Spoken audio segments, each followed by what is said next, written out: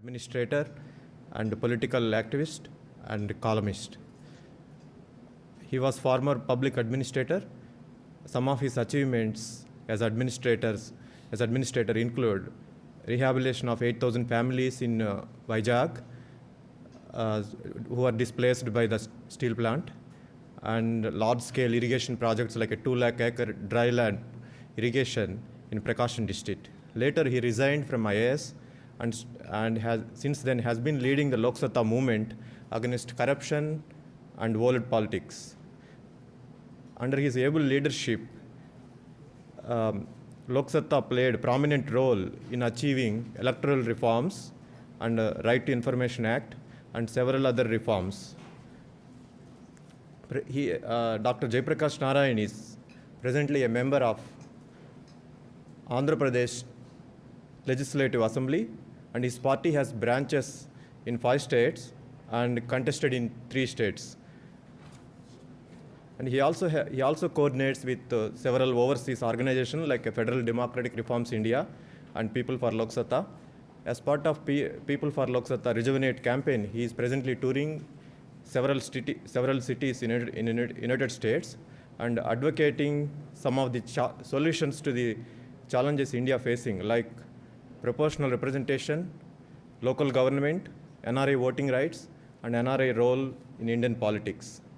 Thanks, JP Garu, for making time in his busy schedule, and thank event organization team for making this happen. Without no further delay, I invite Dr. Jayaprakash Narayan. Sorry for initial trouble.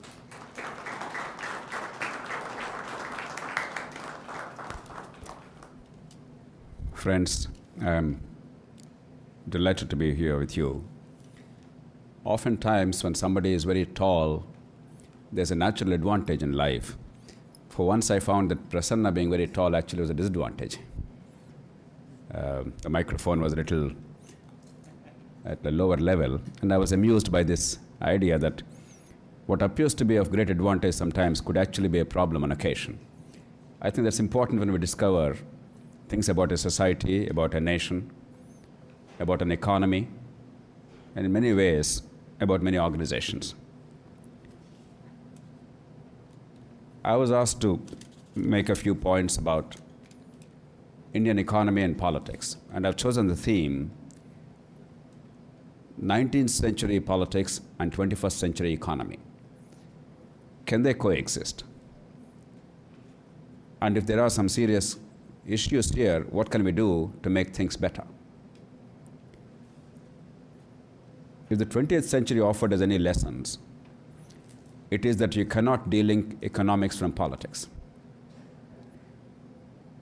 The biggest question decided in the 20th century, we all know, was whether or not the socialist economy was right or the market economy was right. It's a central political question. Ultimately, we recognize that the economic growth of a country is not neutral to the political trajectory of that nation.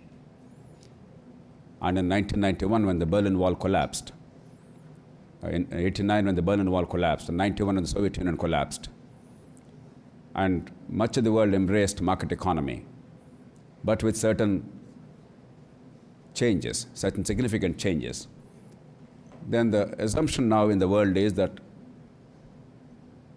humankind has discovered what works best in terms of economic growth and political organization. But I think we all should recognize that it's not an unadulterated victory of market economy. The market economy won because they have actually absorbed some of the socialist principles. In the first half of the 20th century, education and healthcare were not regarded as government's business. But in the second half of the 20th century, almost every major country in the world of any consequence embraced both education and healthcare as part of government's business. The services may be provided by the private sector, but it must be driven by the public sector. That's the broad understanding. In a very, very fundamental sense, it is this synthesis of some of the socialist principles with the market economy that made the success of market economy possible. Therefore, I would like to start off my presentation with a brief discussion on the role of state. what is it that the modern state should be doing? Instead of debating whether it should be socialist or market-based, what is the role of the state? In India, this question has now been adequately addressed. I would like to argue that the state is primarily meant for public order, justice, and rule of law, apart from the defense of the realm and so on and so forth. And then it must be essentially to enhance the capabilities of the citizens of the society so that the accident of birth, accident of the womb, as Warren Buffett called it, does not determine the fate of a child, and that is education and health care. And then, of course, infrastructure required for a modern economy, in particular, transport and power sector, because communications, thanks to all of you guys, the government's role is now very marginal except minimal regulation, really. And then natural resources development, there's no way anybody but a state actor is going to do something like Tennessee Valley Authority or a Hoover Dam. It has to be a government's business. And finally, social security, a measure of social security so that those who fall into the cracks, their concerns can be addressed in a humane, modern society. Once we look at state and its role with greater clarity in this manner, I think a lot of questions can be addressed much better. The economic story of India in the past 10, 15, 20 years is by now reasonably well understood across the world. In 1947, we started with 2% of the global GDP, if there is something called global GDP. But not too long ago, in human history terms, about 3 centuries or 4 centuries before that, India's share of the world economy was something like 25%. But over a period of 150, 200 years, because we did not really take advantage of the Industrial Revolution, India fell to 2% of the global GDP. By 1991, this fell down to 1% of the GDP. The economy in India grew at a snail's pace, but in terms of the global economy, our share came down to 1%. In 1991, as we all know now, the current Prime Minister, as Finance Minister of India, in the wake of an enormous crisis, out of compulsion, not conviction, engineered a near U-turn in our economic policies. Today, we are back at 2% of the global GDP. In other words, we ran very hard for 63 years to remain where we were, in relative terms. Not that India hasn't progressed at all, but we still are where we were in 1947.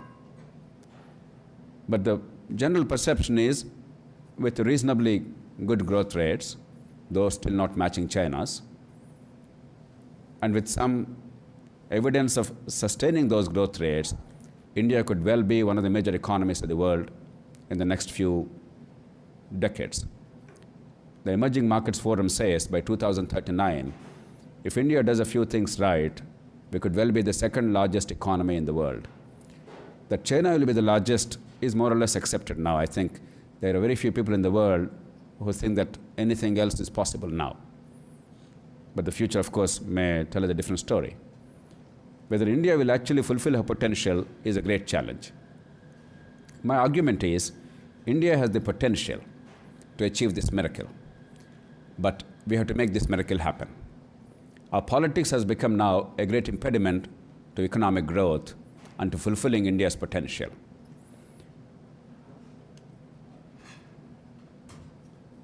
If you look at politics of India in the past 60 years, there's a huge success story. At one level, India is the first country in the world to embrace universal adult franchise on the first day that the Constitution was written. For a largely illiterate and extremely poor country to embrace adult franchise on a universal basis from day one was actually a great adventure. It was an enormous expression of faith in the wisdom of the bulk of the people of the country. This very great country in which we are right now, the first republic in the modern world, the first democracy in the modern world, the first country to practice separation of powers, the first country with a written constitution, despite recognition that all human beings are equal, it took them something like 144 years after those immortal words were written in the Declaration of Independence to recognize that women are equal to men. It took a civil war and the sacrifice and the blood and gore of more than 10% of the able-bodied youth of this country to recognize that people of another skin color are the same as any other skin color. Given that context, and given the fact that Britain took centuries before women got the right to vote in 1928, it was actually a remarkable expression of faith on the part of Indian constitution makers to recognize that all Indians, irrespective of caste, religion, language, and we have many, many, many languages. Even here, I'm sure many people do not realize how many languages there are in India. Serious languages with thousands of years history, hundreds of years history, their own literature, their own script, and their own unique culture. Despite all this, and despite the fact that India was actually partitioned on the basis of religion, the Indian constitution makers put enormous faith in the people of the country. And in some respects, I think that faith is fully vindicated. If you take India's political evolution, it's a remarkable success story in the sense that A, we retained our political freedoms. B, there is intense electoral competition. Elections in India are not make-believe elections. C, the winners do not punish the losers. There are many countries in the world where the loser is punished merely because he lost the election. He may lose his head or liberty or many things. In India, that never happened, mercifully. And finally, the elected government is truly in authority. It's not some coterie or janta. Going by these four postulates, India is a truly vibrant, functioning democracy. And that we could actually maintain a moderate rate of growth in the economy and now emerge as a reasonably influential country in terms of the future economy of the globe, it's a source of some satisfaction. But the fact is, there are also many dark corners of Indian politics. And unless they are set right, unless we throw light over them, unless we change that, we may not fulfill our true economic potential. Particularly because India is largely poor and because most people are still illiterate, because politics is seen as a power struggle without any reference to ideologies or any outcomes, because there's increasing contention in politics, but there's only change of players and there's no change in the outcomes. There's no change in the rules of the game. Money has become the currency of politics. For those of you from the United States, it may appear that it's a very normal thing in politics. After all, in the US, they spend a lot of money in politics. But these are two different worlds altogether. The money spent here is entirely for legitimate campaigning purposes, most of it for television advertising. It's fully accounted. And it's transparent. Sadly, much of the money spent in elections in India is unaccounted and for illegitimate purposes, mostly for vote buying with money and liquor. So the market economy actually works in politics of India. And that's what ought to be changed.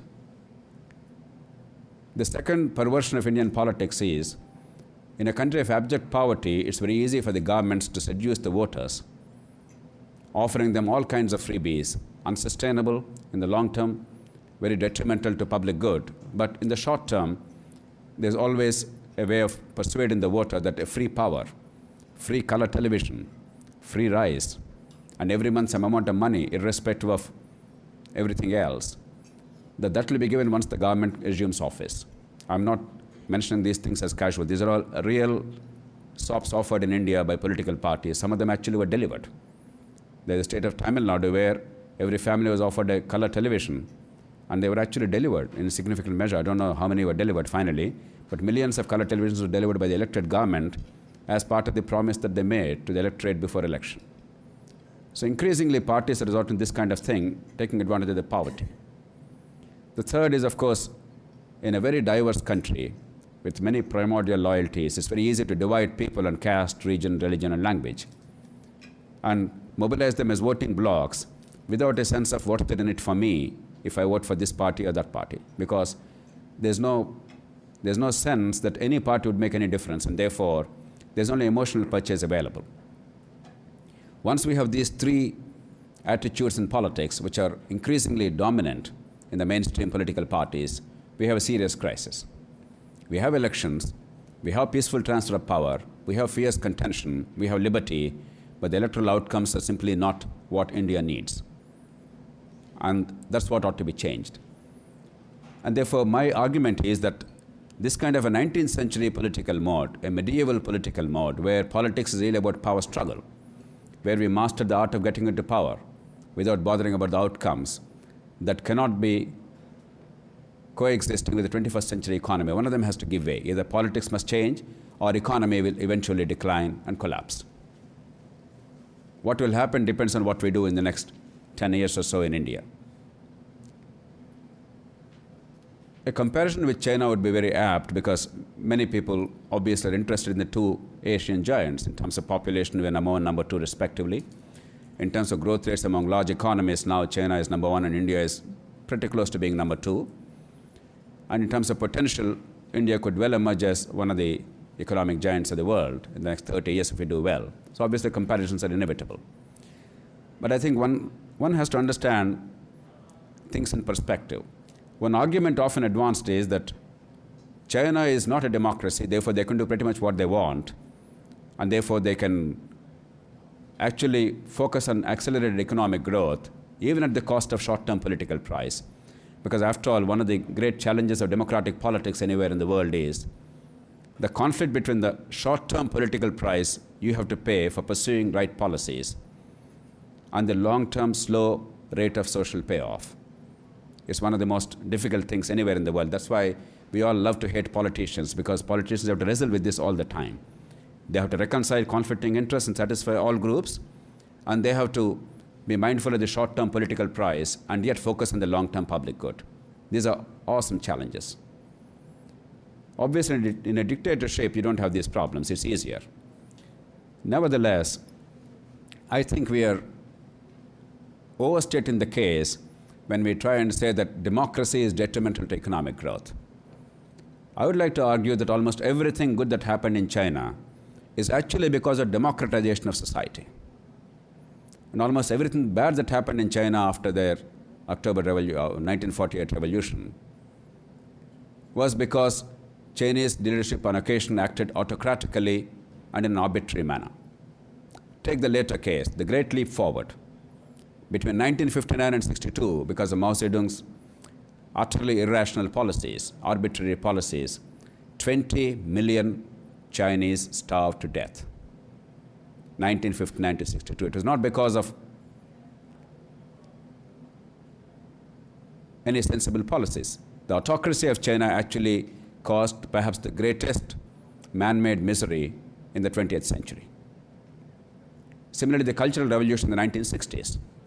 It was again another leadership blunder. But the good things that happened in China were because they tried to democratize education, healthcare access, decentralization of power, technology to villages, enhancing productivity. These are all tools of democratization. An authoritarian leadership actually enhanced the content of democracy. We always think in terms of democracy as merely voting. Democracy is more than that. We have in India a great liberty. But are we a democratic society fully in some respects? I suspect not. In some respects, I dare to argue that China is perhaps more democratic than India. You take the local governments in China. They are far more influential. There's far greater decentralization of power. There's greater citizen empowerment at that local level than in India today. Everything in India revolves on the Prime Minister, the Chief Minister at the provincial level, and the district magistrate at the district level. The citizens and the communities and local governments have hardly any role at all. Similarly, education, healthcare, the essence of a modern democracy, have never been given the kind of importance that they deserved in India. What I'm arguing is the normative democracy in terms of constitution and elections are necessary but not sufficient. We have to actually have a functioning democracy in terms of society being democratized, in terms of people's future being decided not by the accident of birth, accident of the womb, but by their hard work, and the society must give an opportunity for everybody to fulfill her true potential. In that sense, we have a lot to learn from China. This categorization, crude categorization of something is a democracy, something is not, based merely on certain indicators, is not sufficient. And India must learn with humility the art of democratization of our society. if that is the case, what are the things India should do? I'll come to the concluding part of my presentation so that we can have some time for meaningful interaction. Because I'm making a controversial point, I'm aware of that. And I think it requires some serious examination. First is local governments. One great thing that happened in India is a maturation of federalism. India is a multilingual country. In your northern neighborhood in Canada, after all, there's only one other language apart from English spoken by the Quebec people, the French language. And yet every 5 years or so, there is a demand for secession, and there's some kind of accommodation for the time being, and we never know when Canada is going to break up. You see a tiny country like Belgium, for instance. Again, 2 languages, and every other day there is a fight breaking out. Right now I'm told that there is no government in office there. They're figuring out who should be the prime minister. You see Sri Lanka, our own southern neighbor. There's only one other language, Shimhala language, the main language of the country. And the minority northern Tamils, they spoke the Tamil language. And because the country did not know how to reconcile the linguistic aspirations of these 2 groups, there was a bloody civil war, tens of thousands of people died. One of the most murderous terrorist groups was on rampage for decades, and only recently they have been able to overcome the terrorist group, and hopefully they have learned the lesson. And now the indications are that they are trying to follow the Indian model of federalism. In India, in contrast, there are at least 18 major languages.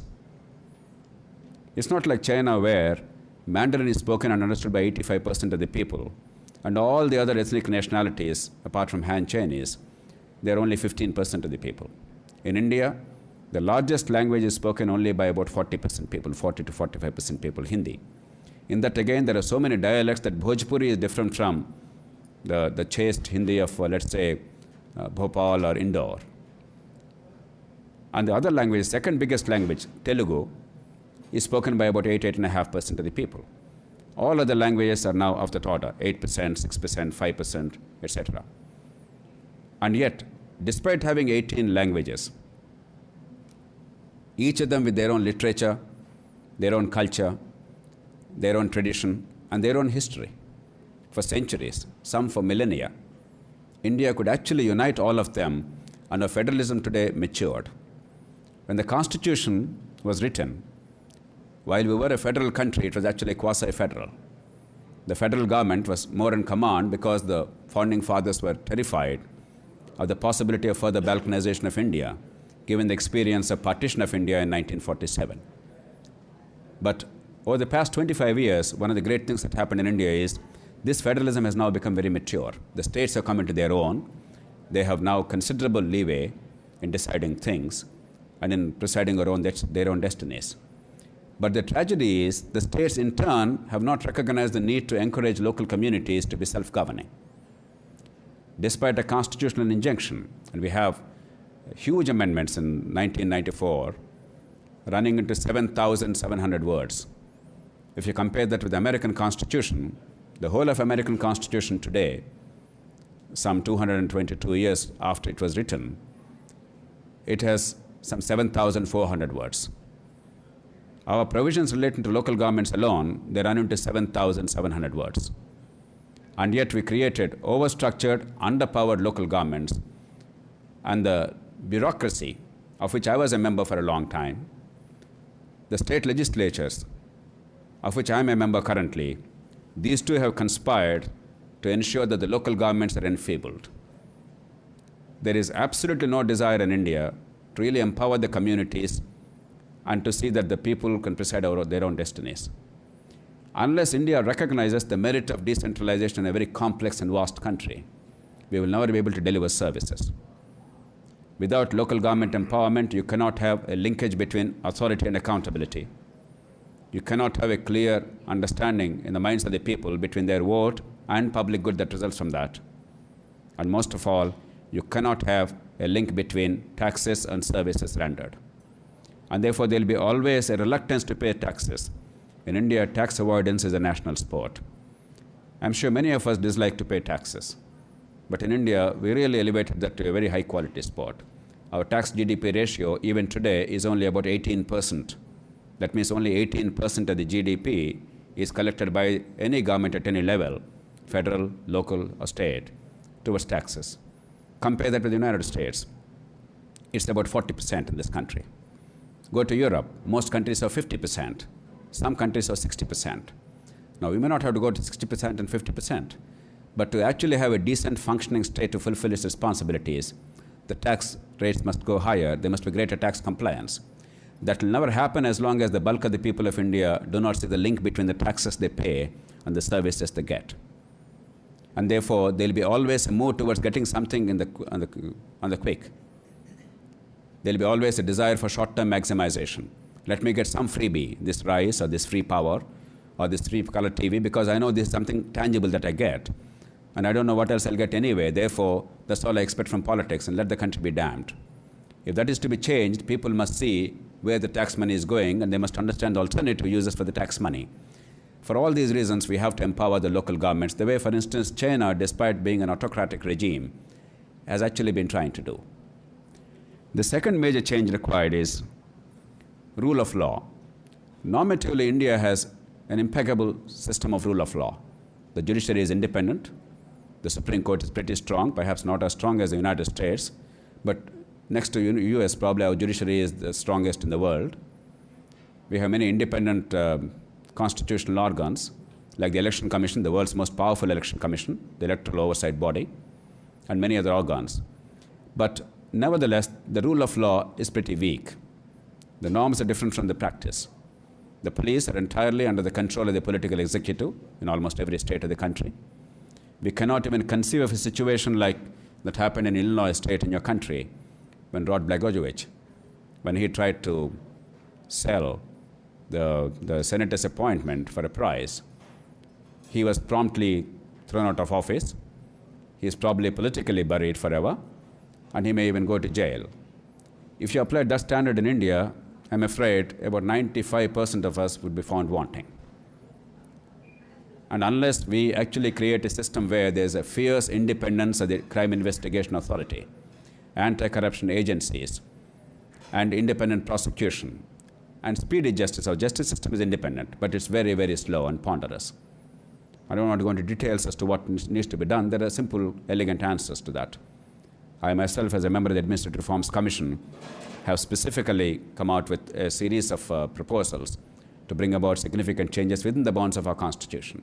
So the answers are evident, but we have to actually apply them so that the culture of VIPs, very important persons, the culture of cronyism, the culture of patronage, the culture of those in power determining all outcomes, even in justice system, and even in terms of crime investigation, unless we change these things, we are in serious trouble. After all, the strength of a market economy is that the market operates equally for everybody. It's a level playing field. And if the contracts are not honored, if those in power decide what will happen, who the next billionaire is going to be, and those who actually do business in India are worried about how to enforce the contracts, then obviously there'll be a serious setback to businesses. The third big change we require is to fight corruption. Corruption is obviously prevalent in many countries. Blagojevich case shows in America is no exception.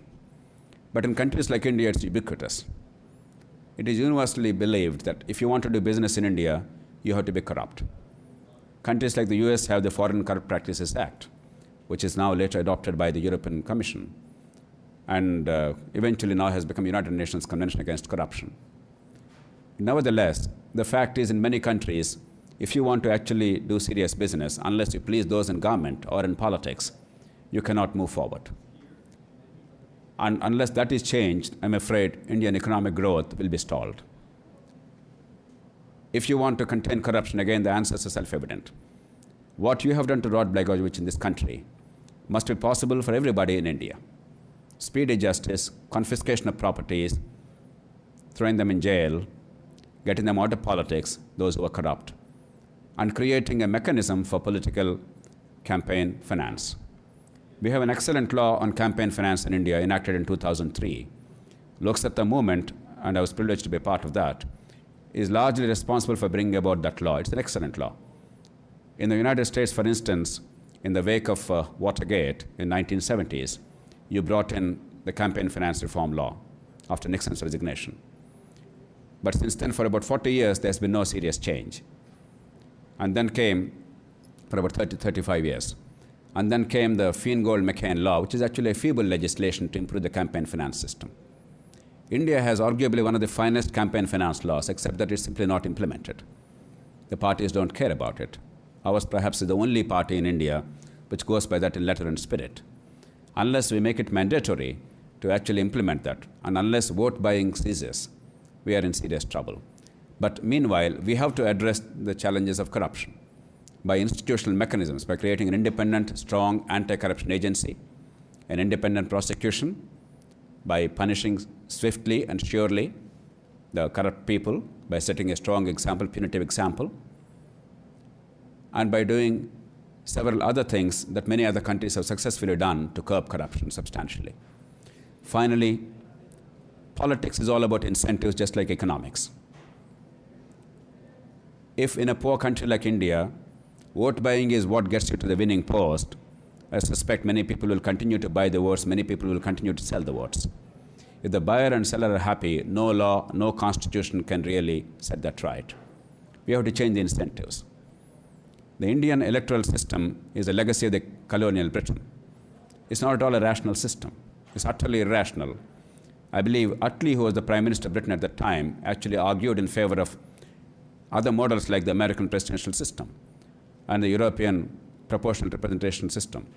But the Indians said, no, we are more British than all of you guys. We'll have to persevere with your own electoral system, even if we get rid of you. And it's actually happening today.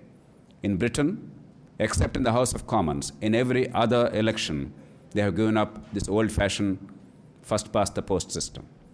In the regional parliaments of Scotland, Northern Wales, and Ireland, the system is proportionality-based. In local elections, it's proportionality-based. European Parliament, proportionality-based. London City, an elected executive, an elected mayor. Right now, Boris Johnson, as you know, is the mayor. Earlier, the first mayor in this new mode of election is Ken Livingstone. India is the only country that's sticking with the old-fashioned British Westminster first-past-the-post model. It appears that Britain may actually be changing that to the House of Commons level also. We all know what happened in the last week when the two parties, for the first time after the Second World War in Britain, headed by Cameron and Nick Clegg, they now joined forces to form a coalition government. And eventually, in the next 2-3 years, we may well see in Britain a shift to some form of proportionate representation.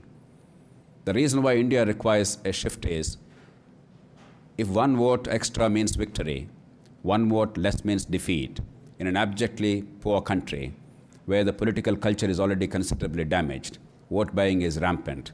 Vote buying will continue, corruption will continue, politics will be distorted. We have to change it to a system where a few votes this way, that way don't matter. It's the percentage of votes you get. It's not how much you control a constituency. As a local zamindar, as we call, a local chief, a man with complete clout, complete domination of the local population. That's what really gives political dividends in India today. We have to change it to a system where it's the image of the party and the candidates and the platform of the political party, rather than the inducements offered to individuals to get the marginal vote, that will determine the political outcomes. If we do these things, then we could have probably changed India's political system from the 19th century archaic model to something approximating the 21st century. And our economy and our politics can coexist. Einstein once said, 20th century is characterized by perfection of means and confusion of ends. Indian politicians have mastered the art of acquiring power. They perfected the means.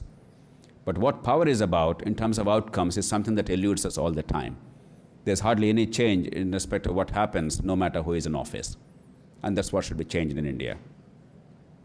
I believe Indian people are alive to these challenges.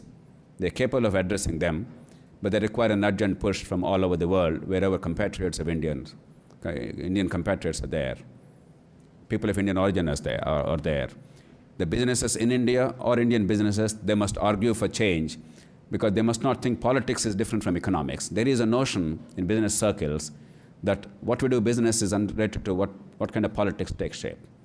Politics has a decisive influence on the way businesses take shape, on the way economic growth trajectory takes shape.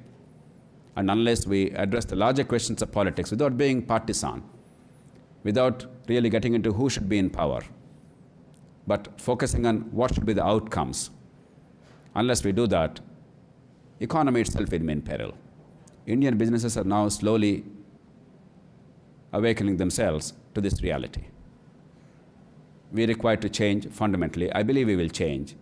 When status quo is unsustainable, change is inevitable.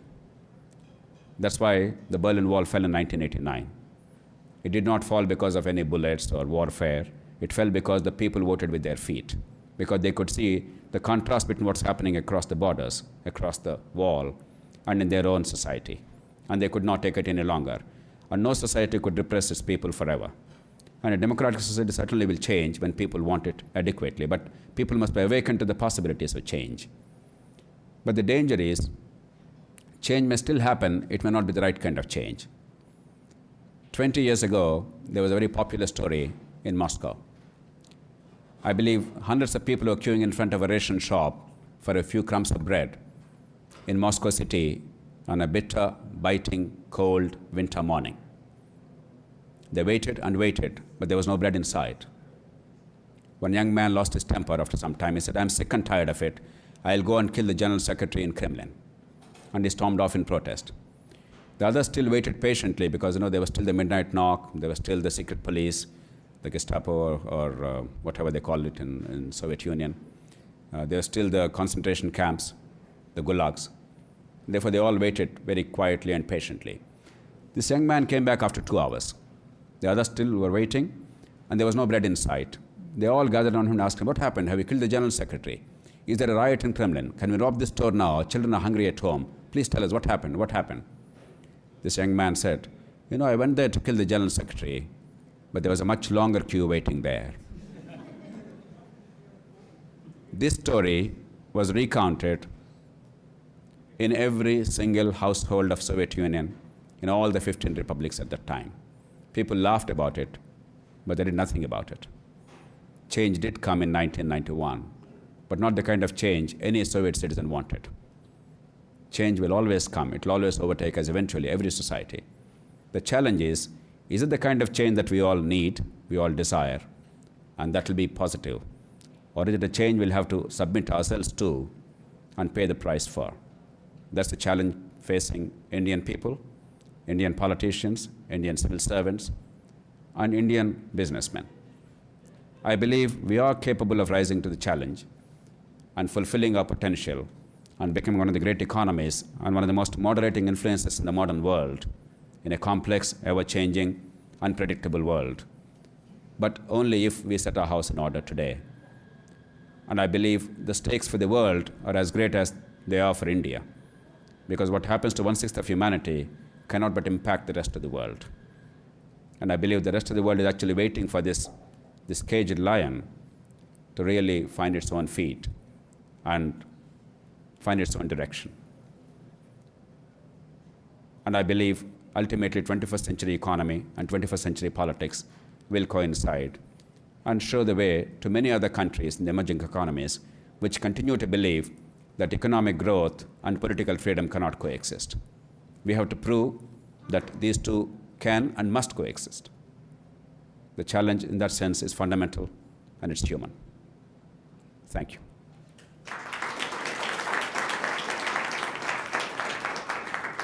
I'll be happy to take questions, comments, criticism.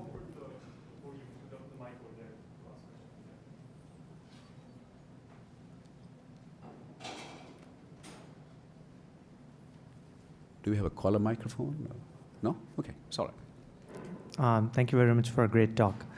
I think you said it perfectly when you said, we've perfected the means, but not the ends.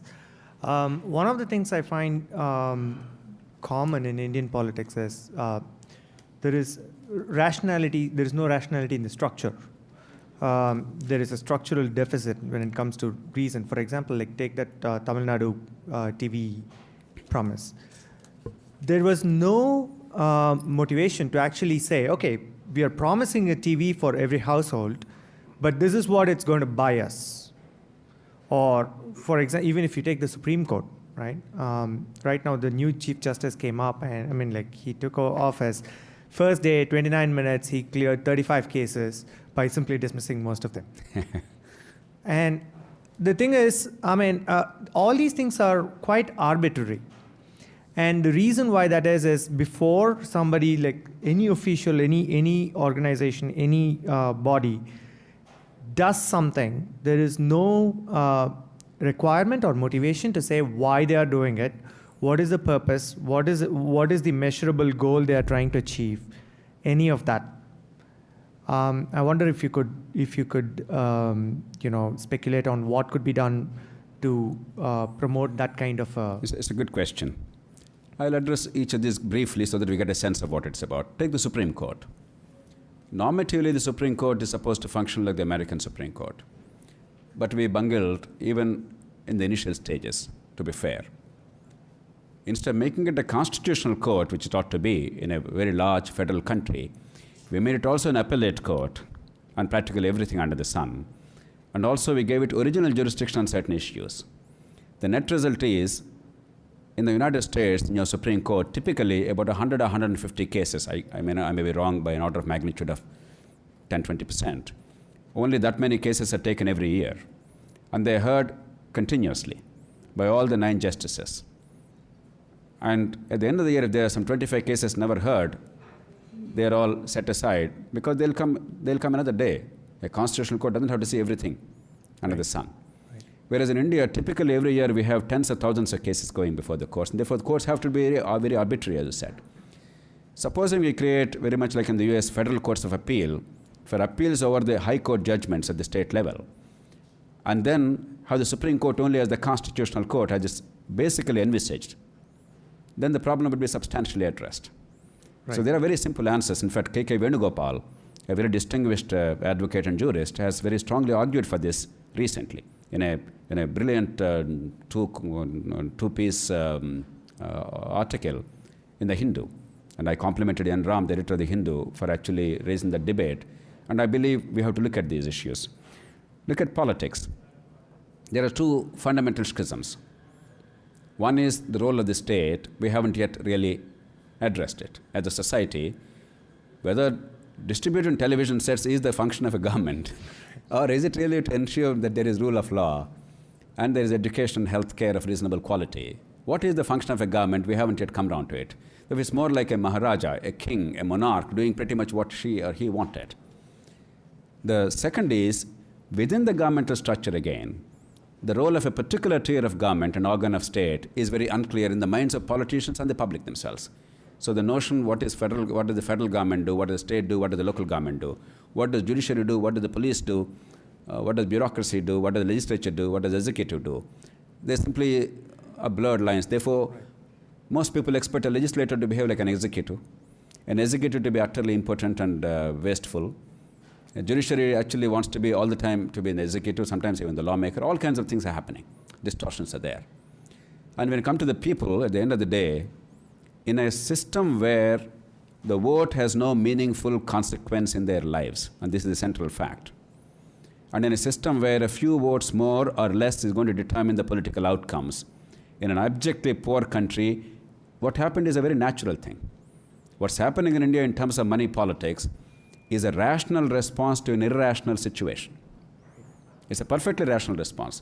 I mean, if I were a citizen, if I know that nothing probably of any consequence will happen in terms of the outcome in the election, then I would try to maximize my short-term gain. Right. And if 1,000 rupees or 2,000 rupees is offered per vote, and this is not an absurd figure, it's a very real figure in India, in several states, particularly Andhra Pradesh, Tamil Nadu, Karnataka, etc. In an abjectly poor country, that's big money. And therefore, I try to maximize my short-term gain. Or else the freebies after the election, the free power and free color TV. Or emotional purchase, because in a primordial society where caste and other loyalties are important, and we haven't really enabled people to discover that there's something more important than your caste, there's something personal for your family, better education for your child maybe, good health care for your family maybe, that's more important than your caste and religion. Unless we establish that link, always these primordial loyalties become all important, and therefore emotional purchase. And politicians are perfected the art of using these 3 purchases: directly buying the vote, offering freebies for the vote, or giving emotional purchase in the form of caste, region, religion, language. And that's why we have to address in all these three ways: local governments, citizen-centric governance, electoral system, a fight against corruption. It can't be a one sector, one bit approach. There's no single silver bullet. I would say these are the 5 bullets together. Right. And unless we all understand adequately, I know all of us are deeply concerned, but unless that concern is informed by a deep awareness of what's the way forward, it will be merely concern. We have to actually go forward, and that's my argument. Thank you.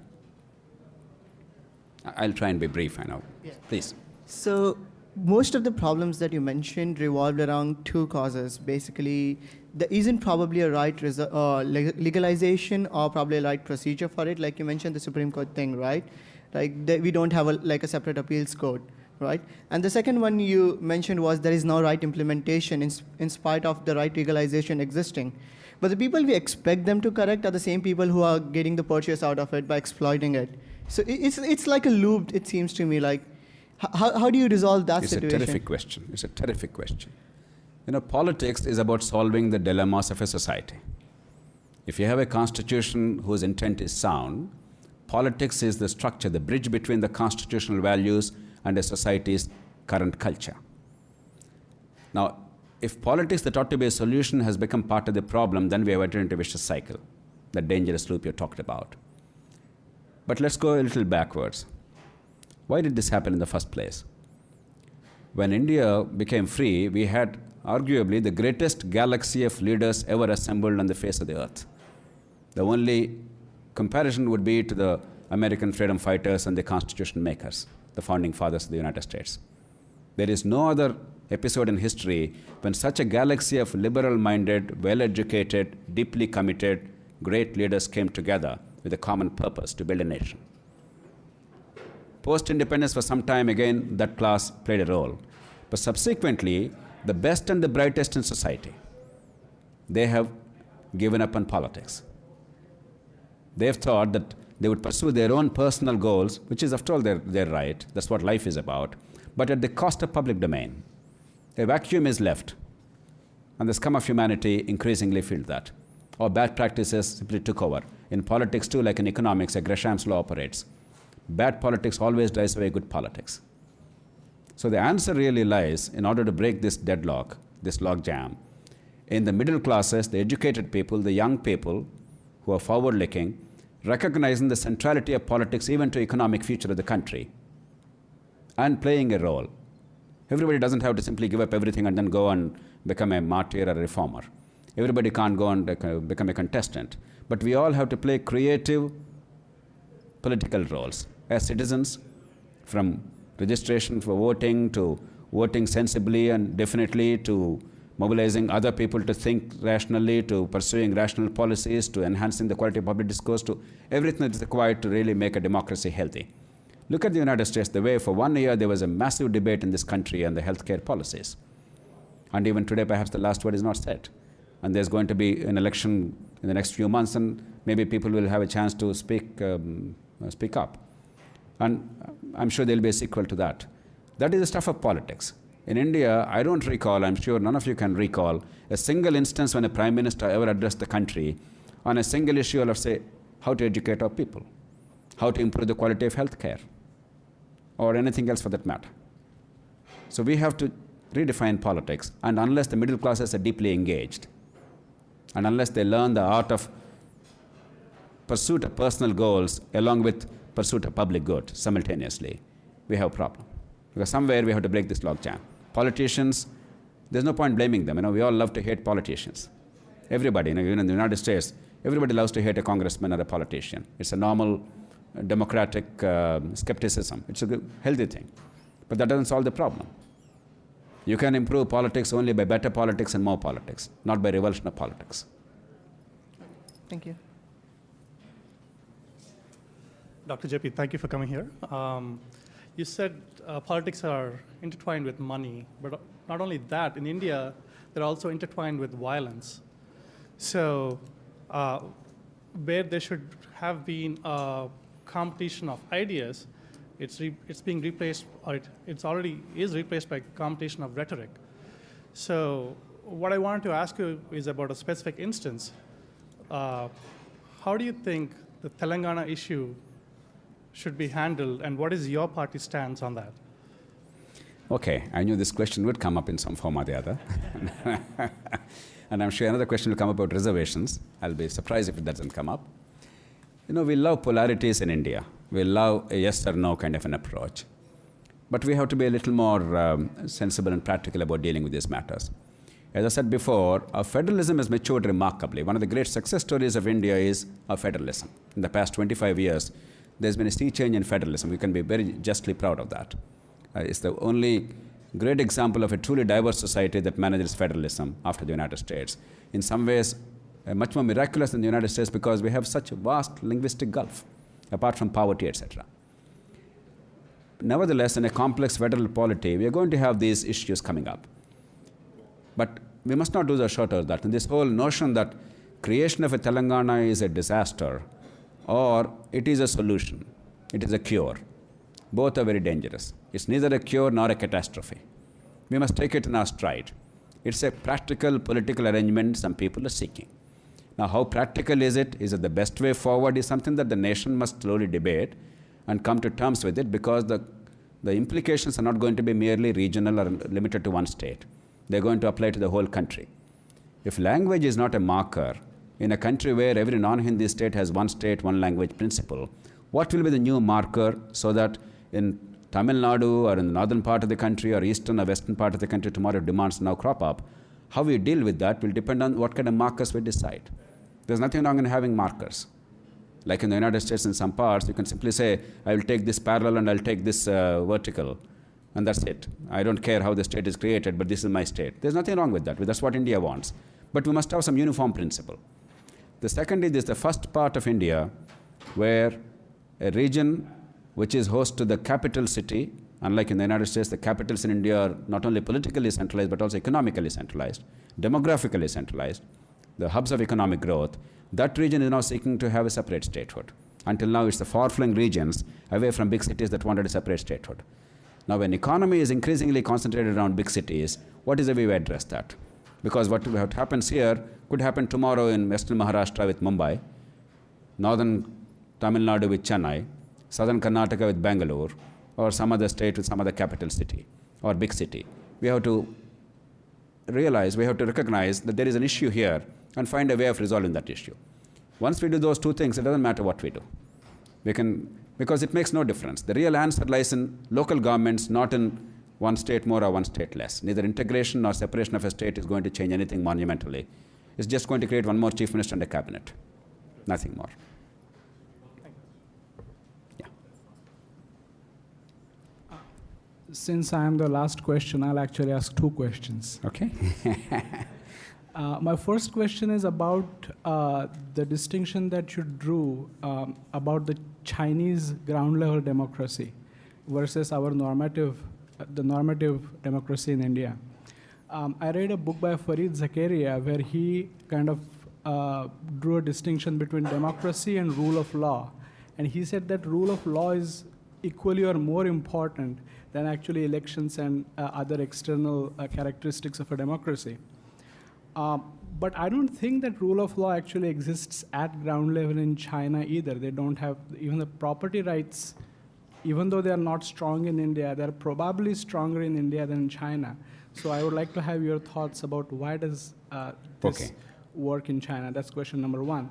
Question number two is about the Maoists insurgency in India. Even people like Arundhati Roy are coming out saying that because of this abject failure of governance in the areas in which Maoists are out there, violence might be the only answer that the people there might have against the Indian Good questions, state. both.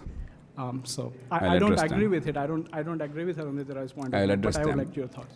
First about Fareed Zakaria and China's rule of law and absence of it. Now, when I made a comparison between India and China, it is just to caution the Indian scholars and others who consistently argue that we are so democratic and wonderful that we have nothing to change. It is not to argue that China is better than India in that respect. That would be a foolish argument. All I'm arguing is that there are facets in Chinese governance which are perhaps more democratic than in a liberal, free Indian society. Over-centralization has been our bane. Decentralization has been their strength. Decentralization, by definition, is a democratization, a tool of democratization. In India, we have not yet done it. Obviously, rule of law is far more deficient in China than in India. In India, the instruments of rule of law are really very strong.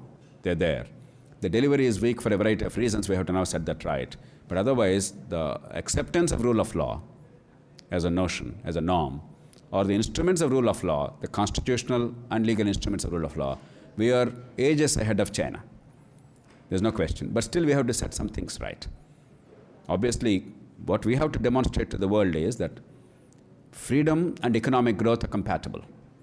Democracy is not inimical to growth, because some people are now coming to the dangerous conclusion that growth in an emerging economy means autocracy. So why I'm arguing that China in some ways is democratic is it's the democratic impulses of China that actually led to growth, not the autocratic impulses. You must see both of them together. Otherwise, I agree. But I'm not very great fan of the notion of Fareed Zakaria that you must increasingly give power to the unelected. I recognize the importance of the unelected institutions like the Supreme Court, like the Election Commission, etc. But to think that you can somehow solve the problems of politics by non-political institutions is a typical bureaucratic or middle-class approach. There is no substitute to politics.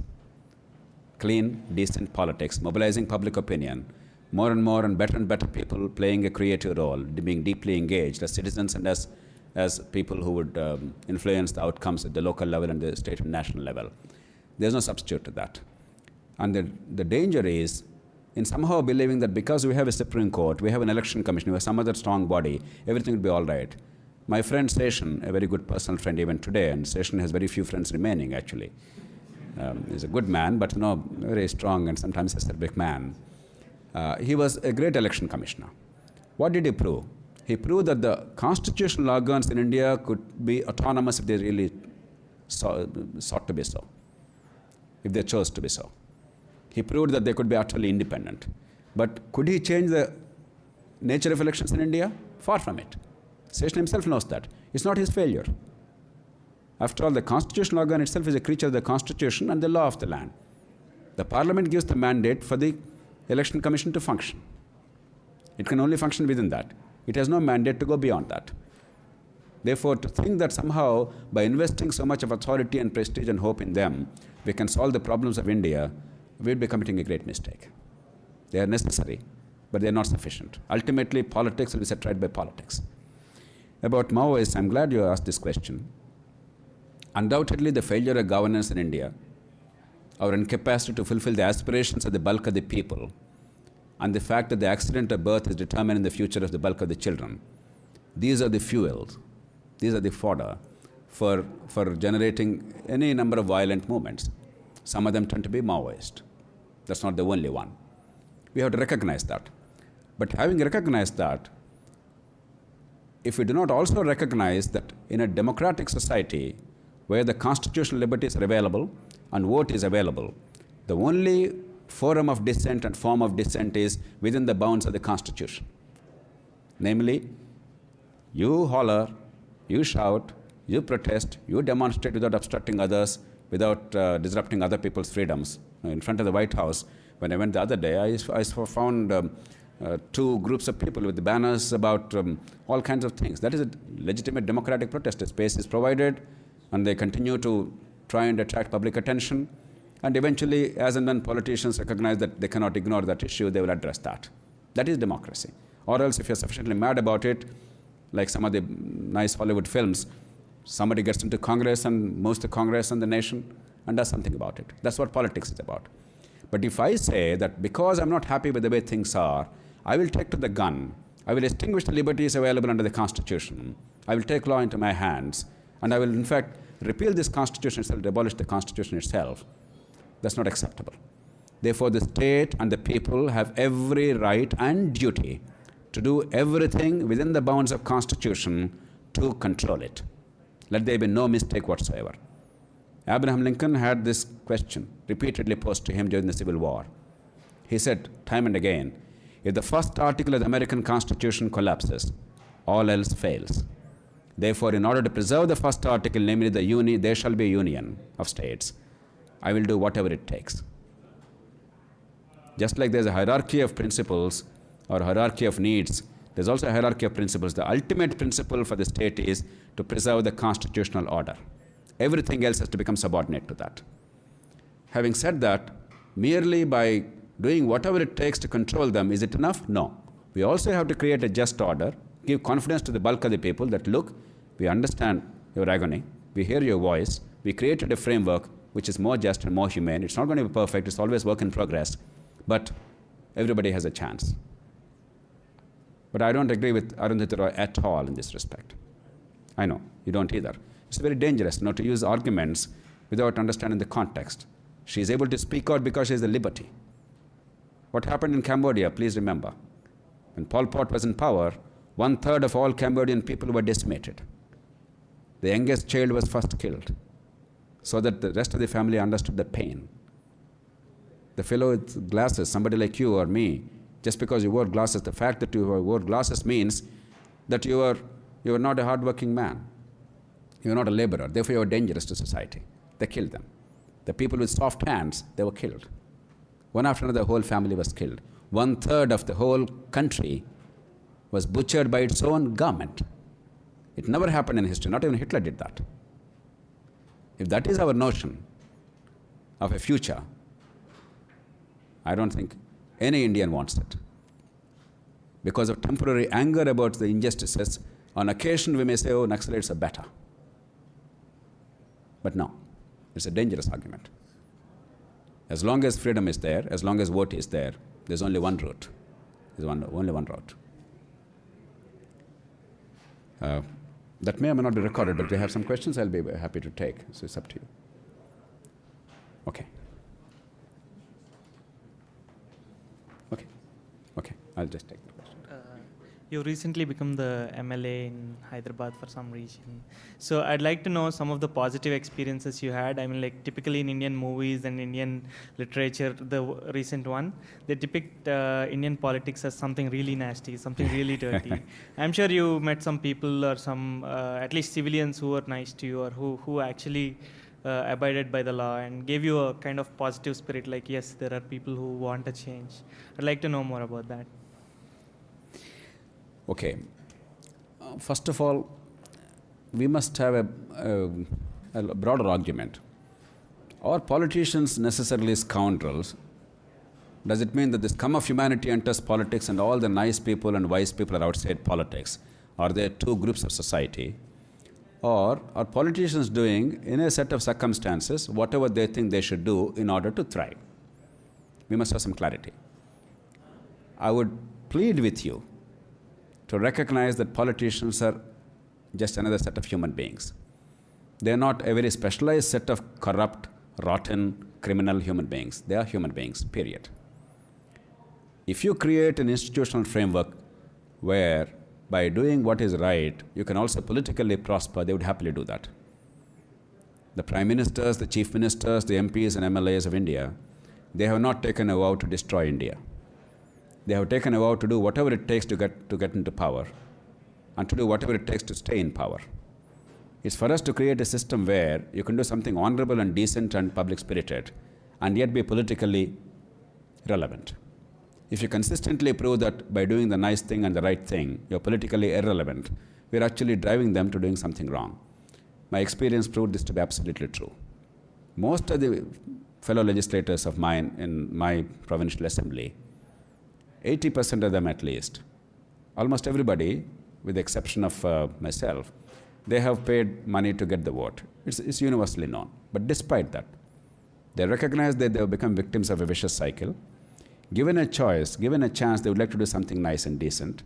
They despair all the time, but they feel that they are in that vicious cycle, they can't get out of the trap easily. So they're not villains, and my faith is indicated.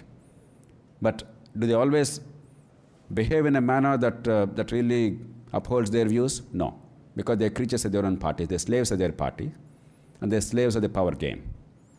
and they simply feel that they have no escape from that. So unless there is external pressure and pull, and unless we mobilize the society and prove that clean politics and honesty are compatible with survival in public office, I don't think we can change that. I'll conclude, Vikram, with just one last word. We have in India today a phenomenal opportunity. We have the technology, thanks to all of you. The world is today truly flat, and we can access almost everything that's happening anywhere in the world, get knowledge of a kind which was unbelievable earlier. We have the resources. May not be enough to have American standard of living, which probably is crazy anyway. It's too high. It's not possible for the whole globe. But we have enough resources to be able to fulfill all the basic needs of Indian people and to give opportunity for us to fulfill our potential as a country. What we lack are institutions. What we lack is the right kind of politics. And without these institutions, technology can be transplanted easily. Institutions take a lot of nurturing.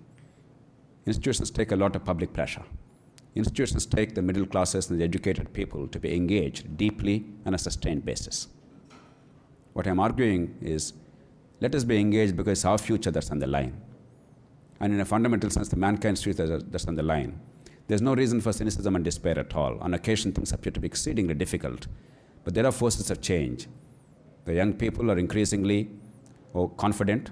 They believe that they can change the country. They're idealistic, whether they live in India or abroad. The economic growth itself is actually spurring forces of change in the country. It's going to make many people ask uncomfortable questions. And the communications revolution that all of you have heralded is reaching India also, many Indians, including the ordinary poor rickshaw pullers and headload workers. And all these will ultimately bring about a fundamental change. But the question is what direction of change it will take. That depends on what we do now. That's why I gave you the Moscow example. If we do the right thing together today, if we give confidence, then that change will be the right one. Otherwise, change will anyway happen, but not necessarily the right one. I ask of you, in our own enlightened self-interest, in the interest of India, and in a larger sense in the interest of the broader humanity, we owe it to ourselves to make a difference to the way the Indian political trajectory takes shape. Thank you very much.